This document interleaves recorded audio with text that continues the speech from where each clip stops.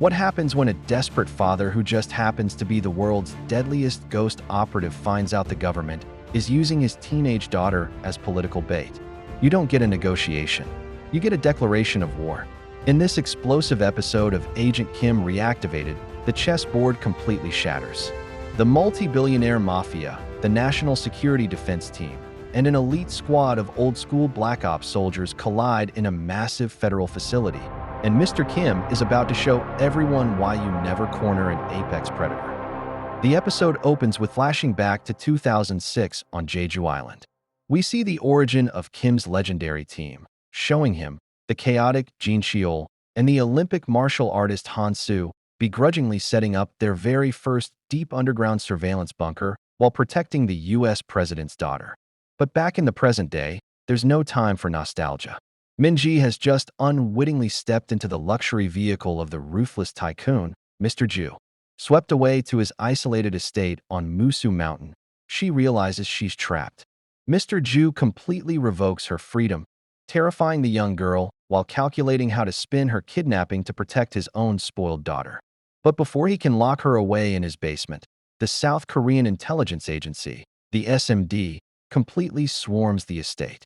The director, Mole Cricket, wants the ultimate leverage to force Agent Kim out of hiding.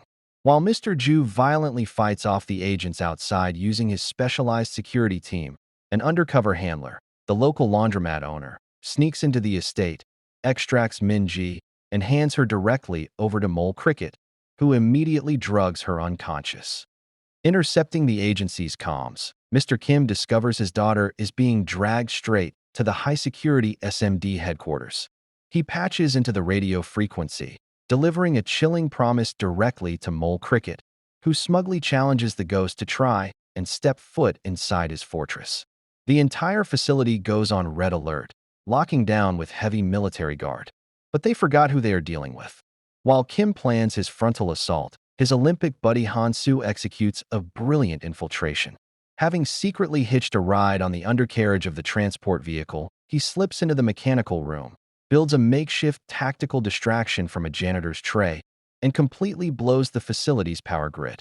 In the pitch black, Han Soo navigates the air vents, breaking into Isolation Room A to rescue a terrified Min-ji. But as they sprint for the exit, the backup generators kick in, and an entire platoon of federal agents corners them.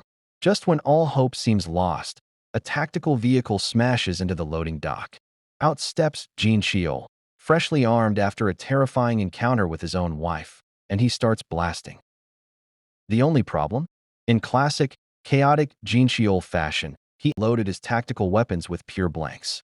The distraction fails, their getaway car is immediately targeted and disabled, and the team is completely pinned down by an army of assault rifles.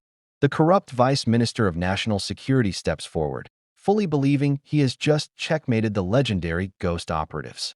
But he completely underestimated a father's rage.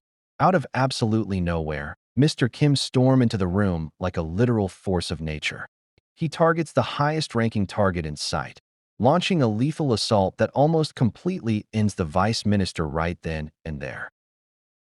And Kim's eyes finally lock onto his daughter. For the first time in days, through all the blood and chaos, he sees her face. Min-ji is alive. Mr. Kim has officially breached the ultimate federal fortress and found his daughter, but the nightmare is far from over. They are still standing deep inside enemy territory. The intelligence agency is on high alert, and the ruthless billionaire Mr. Ju is waiting in the shadows to strike back. How is this father-daughter duo going to escape a literal national security lockdown? And let me know your theories for Episode 7 in the comments below.